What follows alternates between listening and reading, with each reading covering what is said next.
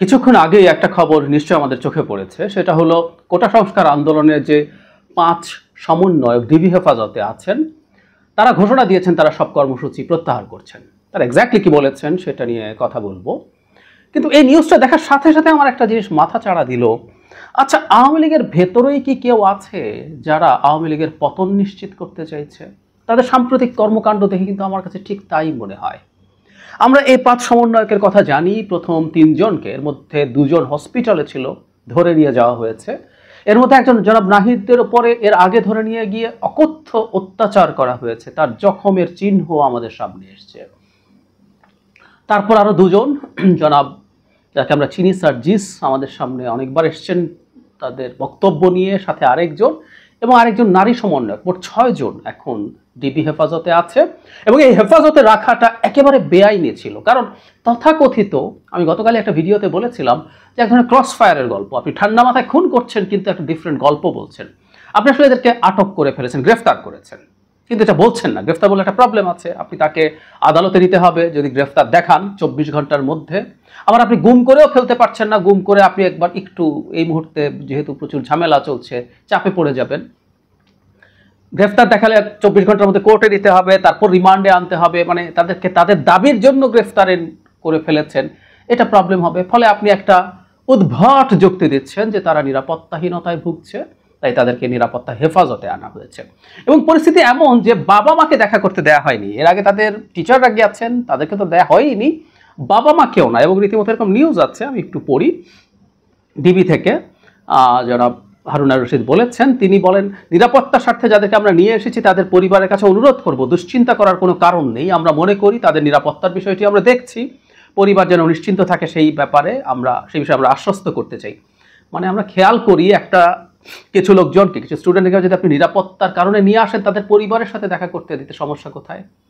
কিন্তু পরিবার দেখা করতে পারে নাই। এবং বহু পরিবার বলেছে যে পরিবারের চেয়ে নিরাপদ আর কে থাকে, আমাদের কাছে কেন আমাদের সন্তানদেরকে দেওয়া হচ্ছে না? আমরা বুঝতে পারি আসলে তাদেরকে ওখানে কেন রাখা হয়েছে। সেটাই হলো। এর মধ্যে সবাই জনাব হারুনের সাথে ভাত খাচ্ছেন, এটা আমাদের খুব পরিচিত দৃশ্য। সেই দৃশ্য আসলো, তার কিছুক্ষণের মধ্যেই সিদ্ধান্ত আসলো তারা কোটা সংস্কার রিলেটেড সব রকম কর্মসূচি প্রত্যাহার করছেন। এবং বলানো হয়েছে, কিন্তু মোটামুটি যাকে নিয়ে খুব আলোচনা বেশি হয়েছে তার নির্যাতিত হওয়ার কারণে নাহিদ এটা পাঠ করেছেন। নাহিদের বক্তব্যটা আমি একটু পড়ে শোনাই আপনাদেরকে। কোটা সংস্কার আন্দোলন ও তার প্রেক্ষিতে উদ্ভূত পরিস্থিতিতে অনেকে অপ্রত্যাশিতভাবে নিহত এবং আহত হয়েছেন। এছাড়া রাষ্ট্রীয় স্থাপনা, অগ্নিসংযোগ সহ নানা সহিংস ঘটনা ঘটেছে।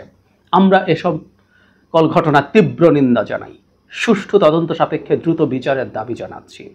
নাহিদ বলেন, আমাদের প্রধান দাবি ছিল কোটার যৌক্তিক সংস্কার, যা ইতিমধ্যেই সরকার পূরণ করেছে। এখন শিক্ষার সুষ্ঠু পরিবেশ নিশ্চিত করার লক্ষ্যে দ্রুত শিক্ষা প্রতিষ্ঠান খুলে দেওয়ার জন্য সরকারের প্রতি জোর আহ্বান জানাই। সার্বিক স্বার্থে আমরা এই মুহূর্ত থেকে আমাদের কর্মসূচি প্রত্যাহার করছি। সেই প্রশ্নটা জবাব পরে দিচ্ছি যে কেন মনে করছি সরকারকে ডোবাতে চাইছে সরকারের ভেতরের কেউ। আমরা খেয়াল করি প্রেক্ষাপটটা। আপনি এই 6 জনকে ধরে নিয়ে গেলেন যারা বিলো 30 মানুষ, যথেষ্ট ম্যাচিওর্ড মানুষ না, তাদেরকে রাখলেন কাস্টাডিতে, তাদের পরিবারের সাথে যোগাযোগ করতে দিলেন না। এবং বাংলাদেশের পুলিশ কি বস্তু এটা আমরা খুব ভালো মতো জানি।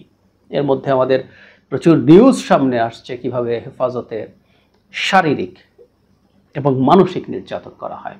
এদেরকে শারীরিক নির্যাতন করা হয়েছে আমি সেটা বলছি না, কিন্তু তাদের উপরে তীব্র চাপ তৈরি হয়েছে এটা আমরা বুঝতে পারি। এবং আপনি ওই অফিসে বসে, মানে আপনি খেয়াল করেন যে আপনি এই পরিমাণও ম্যানেজ করতে পারেন নাই যে তাদেরকে ছেড়ে দিলে তারা গিয়ে বাইরে, ঠিক আছে তোমরা বাইরে গিয়ে এই কাজটা করো, মানে তাদের জায়গা থেকে মনে হচ্ছে ছেড়ে দিলে তারা আবার বিগড়ে যেতে পারে। সুতরাং এখানে বসিয়ে, অফিসে বসিয়ে আমি একটা স্টেটমেন্ট দেওয়ার ব্যবস্থা করি এবং সেই স্টেটমেন্টটা দেওয়া হলো, টিভিতে নিউজ হলো, মিডিয়াতে চলে আসলো খবরটা।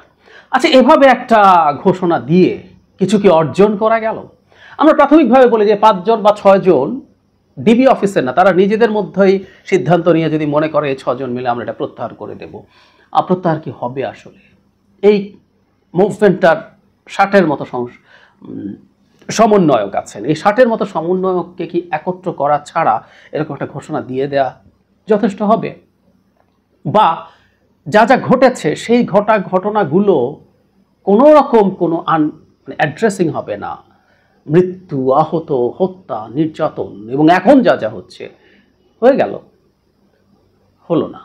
সো তারা যদি নিজের থেকেও এরকম করতো, সেটাই বৃহত্তর ছাত্রছাত্রীরা গ্রহণ করতো কিনা সিরিয়াস প্রশ্ন, এবং সেটা না করার সম্ভাবনায় প্রায় শতভাগ।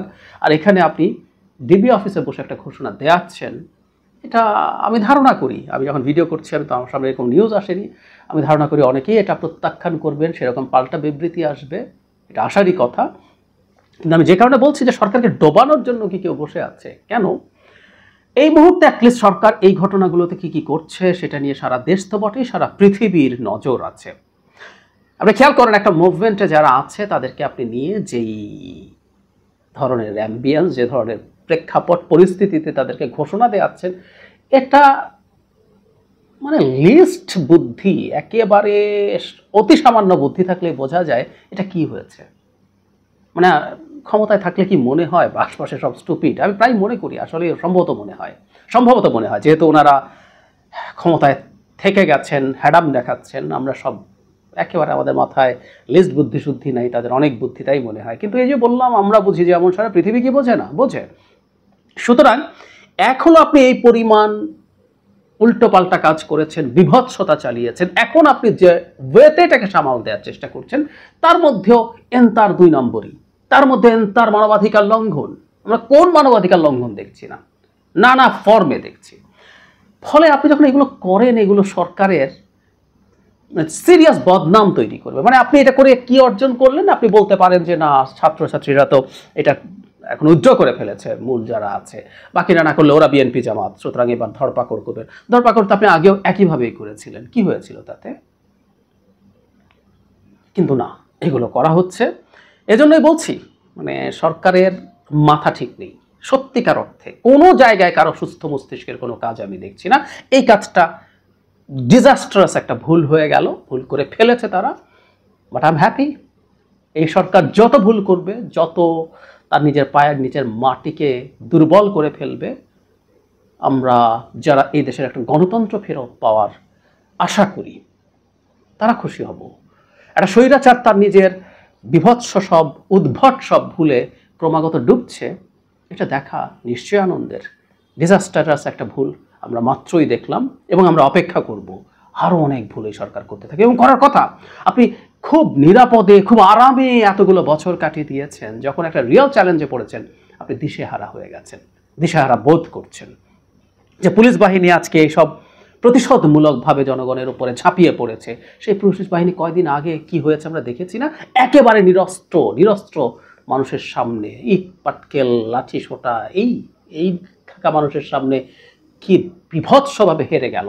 এখনো তাদের ব্লক রেড করার জন্য কারফিউ লাগে, মিলিটারি রাস্তায় লাগে। সুতরাং বুঝতেই পারি আমরা তাদের এইটার রিয়াকশানে এখন যা যা করছে, এগুলো প্রত্যেকটা ভুল। ভুলের সংখ্যা ভীষণ বাড়ছে, অনেক বাড়ছে, দারুণ।